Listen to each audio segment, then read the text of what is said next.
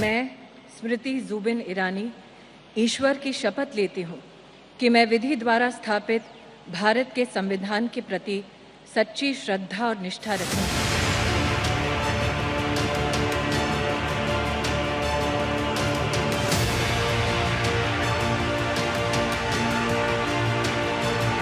भारत माँ की हत्या की बात करने वाले कभी भी बैठकर मेज नहीं थपथपाते। कांग्रेसियों ने बैठकर माँ की हत्या के लिए मेज थपथपाई है।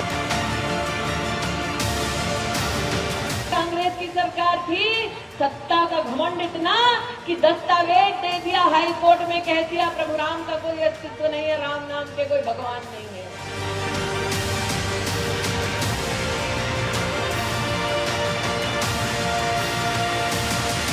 इस चुनाव में राहुल गांधी बोल रहे हैं खटाखट फटाफट टकाटक गरीबी हटा दे। कह लल्ला 15 साल तो तुम अमेठी में रहे सांसद, तब काहे अमेठी में खटाखट फटाफट टकाटक गरीबी नहीं हटाए हो?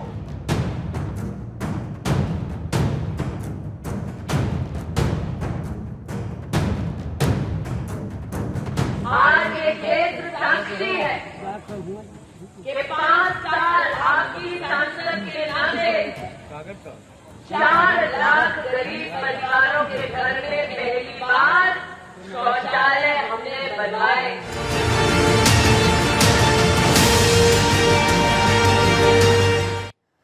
बढ़ते हैं बुलेटिन में आगे और अब बात करते हैं सियासत की सूरमा की। 3 चरण का चुनाव हो चुका है, चौथे चरण की तैयारी जारी है।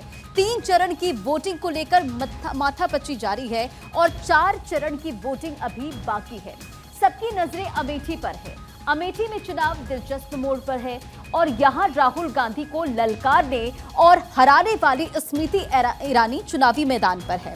स्मृति ईरानी राजनीति की दुनिया का चमकता सितारा है। अपने बेबाक अंदाज की वजह से वो हमेशा सुर्खियों में बनी रहती हैं। सियासत में एंट्री से पहले उन्होंने एक्टिंग की दुनिया में भी खूब नाम कमाया। आज भी लोगों की नजरों में उनकी छवि एक परफेक्ट बहू की है।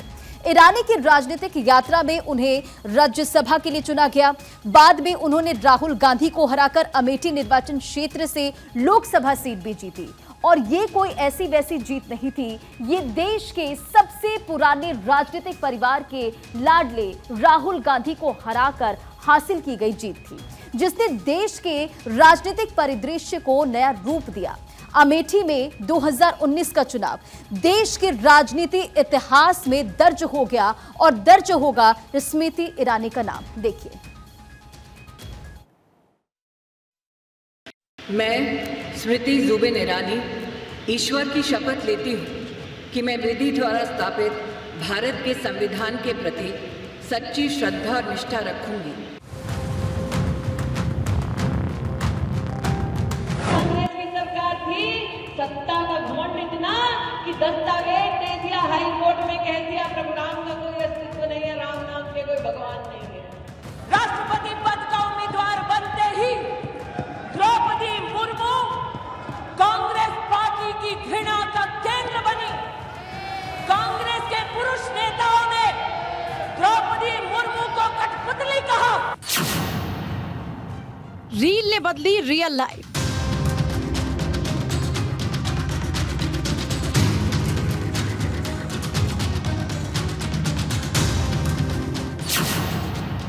अभिनेत्री जो बनी सियासी सूरमा।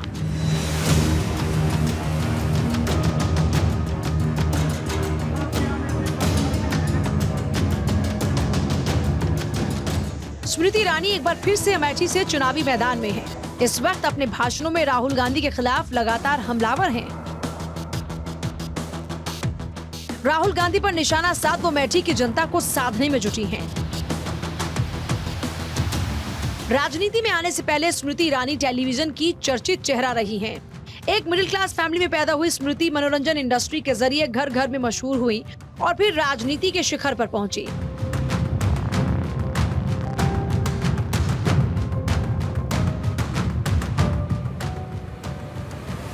स्मृति ईरानी दिल्ली में 23 मार्च 1976 को पैदा हुई। उनके पिता पंजाबी और मां बंगाली हैं। 3 भाई बहनों में स्मृति सबसे बड़ी हैं। परिवार की आर्थिक सहायता के लिए स्मृति ने 10वीं कक्षा के बाद ही काम करना शुरू कर दिया था। वो सौंदर्य उत्पादों का प्रचार करती थी, लेकिन भाग्य को तो कुछ और ही मंजूर था। 1998 में स्मृति ने मिस इंडिया प्रतियोगिता में हिस्सा लिया, लेकिन वो फाइनल तक नहीं पहुंच पाई। इसके बाद स्मृति ने मुंबई जाने की ठानी। मुंबई में शुरुआती दिनों में स्मृति ने आजीविका चलाने के लिए प्राइवेट जॉब की। स्मृति ने मुंबई में रहने के दौरान ही खुद की आजीविका चलाते हुए मनोरंजन इंडस्ट्री में ऑडिशन देना शुरू किया। 2001 में स्मृति ईरानी ने पारसी व्यवसायी जुबिन ईरानी से शादी की। स्मृति ने मशहूर अभिनेत्री नीलम कोठारी को रिप्लेस कर ओ लाला शो को होस्ट किया। इसके बाद स्मृति ईरानी को एकता कपूर का सीरियल मिला।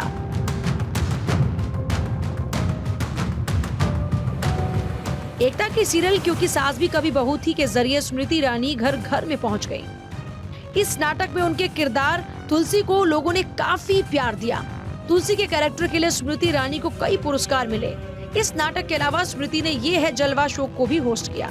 ये डांस रियलिटी शो था। इसके बाद स्मृति पॉलिटिक्स में आ गई। स्मृति ने साल 2003 में भारतीय जनता पार्टी का दामन थामा। महाराष्ट्र यूथ विंग का उपाध्यक्ष उनको बनाया गया। साल 2004 में स्मृति ईरानी ने चांदनी चौक से कांग्रेस नेता कपिल सिब्बल के खिलाफ चुनाव लड़ा, लेकिन वो चुनाव हार गई। स्मृति चुनाव तो हारी, लेकिन उनकी मेहनत रंग लाई और उन्हें बीजेपी की केंद्रीय समिति की एग्जीक्यूटिव के तौर पर चुना गया। 2010 में स्मृति ईरानी पार्टी के राष्ट्रीय सचिव और महिला विंग की प्रेसिडेंट बनाई गई। स्मृति ईरानी की लीडरशिप कौशल और कड़ी मेहनत की बदौलत उन्हें साल 2014 में अमेठी से राहुल गांधी के खिलाफ उतारा गया। हालांकि स्मृति ये चुनाव भी हार गई, लेकिन राहुल गांधी को कड़ी चुनौती दी। उनके कौशल को देखते हुए जब मोदी लहर की बदौलत सत्ता में बीजेपी आई तो उन्हें मानव संसाधन मंत्रालय की जिम्मेदारी सौंपी गई। स्मृति मोदी कैबिनेट की सबसे युवा महिला सदस्य बनी। बाद में जब मोदी मंत्रिमंडल का पुनर्गठन हुआ तो स्मृति ईरानी को टेक्सटाइल मिनिस्ट्री दी गई। 2011 में स्मृति ईरानी को राज्यसभा भेजा गया। एक साल बाद उन्हें भारतीय जनता पार्टी का वाइस प्रेसिडेंट बनाया गया। स्मृति ईरानी 2011 से लेकर मई 2014 तक कोयला और स्टील कमेटी की सदस्य रही। 26 मई 2014 को स्मृति ईरानी मानव संसाधन विकास मंत्री बनी। स्मृति कई विवादों में भी घिरी। पहला विवाद उनकी शिक्षा को लेकर हुआ। विपक्ष ने उन पर जमकर हमला किया और यहाँ तक कहा कि शिक्षा मंत्री बनने की योग्यता ही वो नहीं रखती। स्मृति लगातार तीसरी बार अमेठी से चुनावी मैदान में हैं। राहुल गांधी पर अमेठी छोड़ने को लेकर हमलावर हैं और उनका सामना इस बार कांग्रेस के किशोरी लाल शर्मा से है। उन्हें उम्मीद है कि इस बार अमेठी से 2019 के मुकाबले में ज्यादा अंतर से जीत हासिल करेंगी। Bureau report, Bharat 24।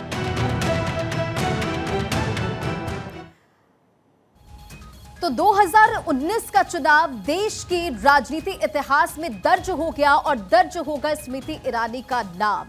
अब आपको बताते हैं स्मृति ईरानी के सियासी सफर के बारे में भी कि किस तरह से उन्होंने सियासत में एंट्री ली।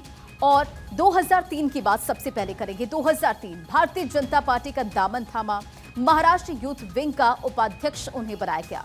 फिर 2004 में चांदनी चौक से कांग्रेसी नेता कपिल सिब्बल के खिलाफ उन्होंने चुनाव लड़ा। लोकसभा चुनाव में हार का उन्हें सामना करना पड़ा। बीजेपी की केंद्रीय समिति का एग्जीक्यूटिव मेंबर स्मृति ईरानी को बनाया गया। 2010 में पार्टी की राष्ट्रीय सचिव और महिला विंग की प्रेसिडेंट स्मृति ईरानी बनाई गई। राजनीतिक सफर में 2011 की बात करेंगे। 2011 में गुजरात से राज्यसभा की सांसद चुनी गई।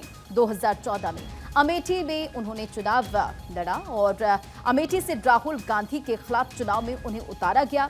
अमेठी से लोकसभा चुनाव हार का उन्हें सामना करना पड़ा और चुनाव में राहुल गांधी को कड़ी चुनौती दी।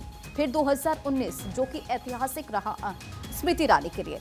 अमेठी से दोबारा लोकसभा चुनाव में स्मृति ईरानी ने लड़ा और इस बार राहुल गांधी को उन्होंने हराया। आगे अब बात करेंगे स्मृति ईरानी और उनके मंत्रालय की। 2014 मानव संसाधन विकास मंत्रालय की जिम्मेदारी उन्होंने संभाली। फिर 2017 में सूचना एवं प्रसारण मंत्री पद को उन्होंने संभाला। 2019 में महिला एवं बाल विकास मंत्री को मंत्री पद पर वो हैं और इस मंत्रालय को स्मृति ईरानी संभाल रही हैं। आगे बढ़ेंगे और स्मृति ईरानी के सफर के बारे में बात करते हैं। 23 मार्च 1976 को दिल्ली में जन्म हुआ। मिडिल क्लास फैमिली में स्मृति ईरानी का जन्म हुआ। पिता पंजाबी और मां बंगाली हैं। 3 भाई बहनों में स्मृति सबसे बड़ी हैं। 10वीं कक्षा के बाद ही काम करना उन्होंने शुरू कर दिया था। टेलीविजन का चर्चित चेहरा रही हैं। मनोरंजन इंडस्ट्री के जरिए घर घर वो मशहूर हुई।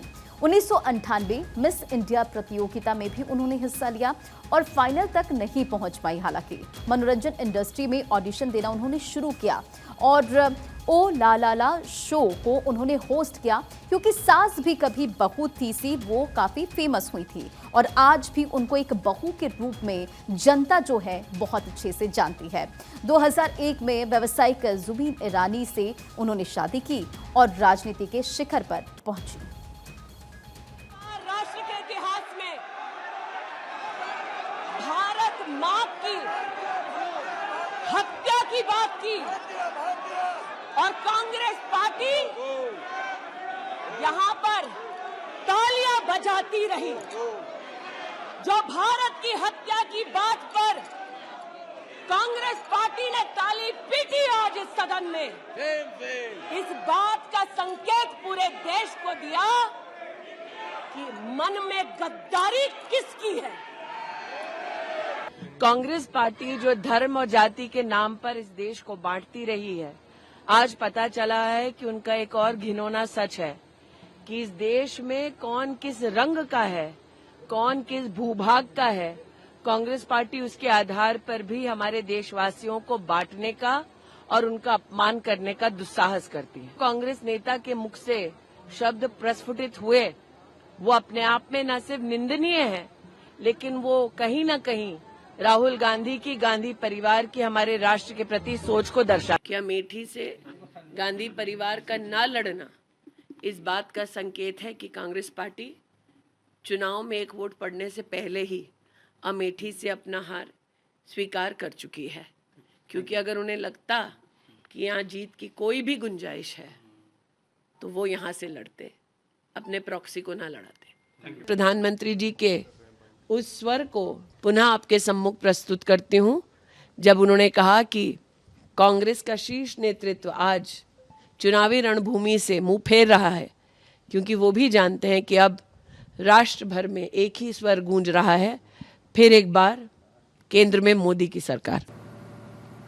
60 साल से ज्यादा वर्षों में मात्र 500 करोड़ रुपया आया, लेकिन प्रधानमंत्री मोदी के 10 वर्ष के कार्यकाल में उसी लघु उद्योग क्षेत्र के लिए 1,71,000 लाभार्थी अमेठी में पाए गए, जिन्हें 2,107 करोड़ रुपया दिया गया ताकि वो छोटे छोटे उद्योग कर सकें। देश में 1 करोड़ लखपति दीदी बनी है, ये हमारा गौरव है।